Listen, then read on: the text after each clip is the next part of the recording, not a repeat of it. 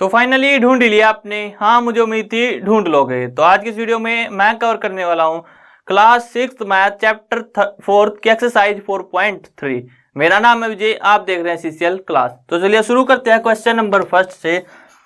तो name the angles in the given fig. तो हमें इस फिग के एंगल्स बताने हैं, क्या होंगे। तो एंगल्स क्या होंगे हमारे पास, एक तो हो जाएगा ए बी सी। तो एंगल ए बी सी। दूसरा एंगल ये वाला हो जाएगा, यानी कि B C D, B C D. तीसरा C D A, angle C D A. और चौथा angle D A B, angle D A B. देखो इस फिग में आपको डेफिनेट एंगल्स दिख रहे हैं, यानी कि अगर आप इनको ऐसे भी लिख सकते थे, कैसे, angle A, angle B, angle C, angle D. ये एंगल, ये और ये। लेकिन हाँ, अगर आपको इस तरह की कोई फिग दिख जाए और आपको बताना हो कि ये एंगल क्या होगा, तब आप इसको डायरेक्ट नहीं लिख सकते कि एंगल ओ ये वाला भी और ये पूरे वाला भी, तब नहीं लिख सकते। लेकिन हाँ, यहाँ पे आप डायरेक्ट लिख सकते हो कि एंगल ए। तो जो एग्जामिनर है वो भी समझ सकता है कि एंगल ए कौन सा होगा, ये वाला ही होगा। एंगल बी ये वाला, एंगल सी ये वाला, एंगल डी ये वाला। या फिर आप ऐसे भी लिख सकते हो, एंगल ए बी सी यानी कि एंगल बी की बात कर रहे हैं, एंगल बी सी डी यानी कि एंगल सी की बात कर रहे हैं, एंगल सी डी ए यानी कि एंगल डी की बात, और एंगल डी ए बी यानी कि एंगल ए की बात। तो आप कैसे भी रिप्रेजेंट कर सकते हो। Next question number second, in the given diagram. ये डायग्राम दिया हुआ है, नेम द पॉइंट्स। ये हमें पॉइंट्स के नेम बताने हैं। तो पहला पार्ट हमारे पास, in the exterior of in the interior of angle D O E, यानी कि डी ओ ई, इसके इंटीरियर में हमें बताना है क्या है, पॉइंट ए। तो जो इंटीरियर है इसका, उसमें कौन सा पॉइंट लाई करता है, point A. Next B, in the exterior of E O F. तो ई ओ एफ, इसके एक्सटीरियर में क्या हमारे पास पॉइंट्स बताने हैं इसके एक्सटीरियर में। तो एक तो पॉइंट सी, एक पॉइंट ए और एक पॉइंट डी। तो ये तीनों पॉइंट क्या इसके एक्सटीरियर में। Next C part, on angle E O F,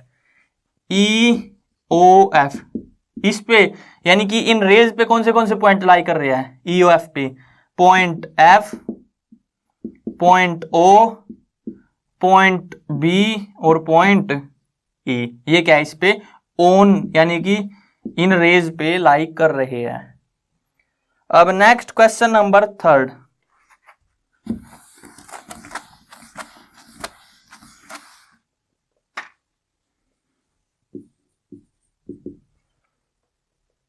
तो question number third is draw rough diagram of two angles such that. तो हमें रफ डायग्राम बनाना है दो एंगल्स के लिए। दे हैव, उनके पास क्या है, वन पॉइंट इन कॉमन, दोनों में एक पॉइंट कॉमन होना चाहिए। तो कैसा डायग्राम बनेगा, ये ऐसा बन सकता है हमारे पास। मान लेते ये ए, ये ओ और ये बी। देखो यहाँ पे हमें टू एंगल्स बनाने हैं जिनमें वन पॉइंट कॉमन हो। क्या यहाँ पे दो एंगल्स दिख रहे हैं आपको, कहीं पे एक ही एंगल है। तो इसके लिए देखो डायग्राम क्या होगा हमारे पास,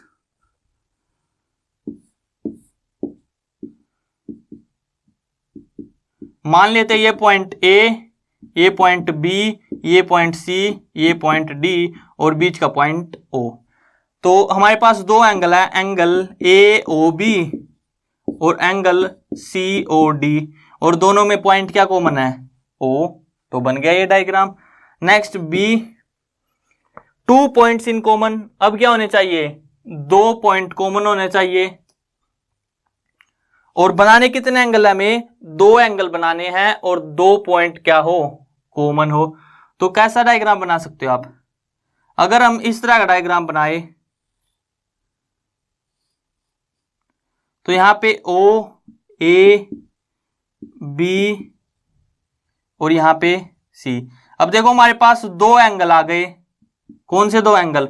एंगल ए ओ बी और एंगल बी ओ सी। और दो पॉइंट कौन से कॉमन है? पॉइंट कॉमन है इनमें ओ और बी। तो यानी कि दो कॉमन पॉइंट कौन से आ गए? पॉइंट ओ और point B.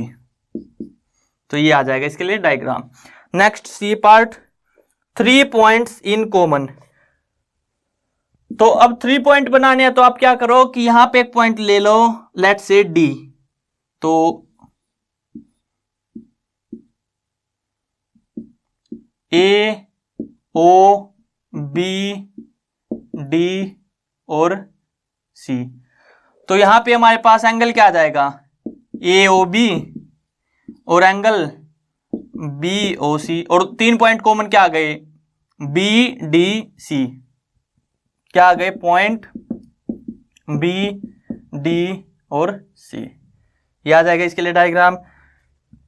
Next 4 point common. अब आपको 4 पॉइंट कॉमन चाहिए तो यार यहां पे एक और पॉइंट बना दो। और नेक्स्ट 1 रे इन कॉमन। अब एक रे कॉमन चाहिए तो उसके लिए तो ये डायग्राम बने ही हुए हैं। यहाँ पे पूरी ओ बी रो रे क्या है? एक कॉमन ही है। तो नेक्स्ट के लिए भी ये डायग्राम बन जाएगा और उससे नेक्स्ट के लिए भी ये डायग्राम।